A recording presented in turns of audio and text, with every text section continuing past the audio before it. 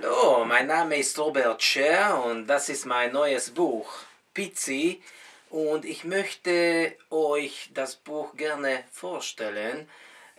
Dieses Buch handelt sich um die Geschichte meiner Großmutter, Pizzi.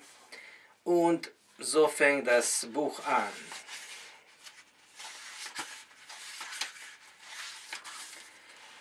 Ich besuchte im März 2014 meine Oma Elisabeth Scher, genannt Pizzi, in Israel, wo sie seit 1986 lebte.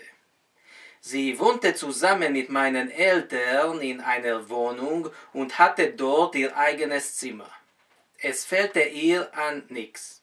Sie freute sich in ihrem Alter, nicht auf sich allein gestellt zu sein. Ich kam aus meiner Wahlheimat Deutschland, um endlich ihre Geschichte zu hören. Ihr 90. Geburtstag war der richtige Anlass für so ein intimes Gespräch.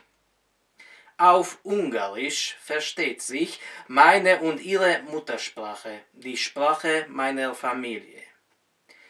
Worauf ich schon so lange gewartet hatte, um genau zu sein 40 Jahre, konnte endlich losgehen. Einige wenige Dinge verwirklichen sich im Leben doch noch, sagte ich mir, fast gegen alle Erwartungen.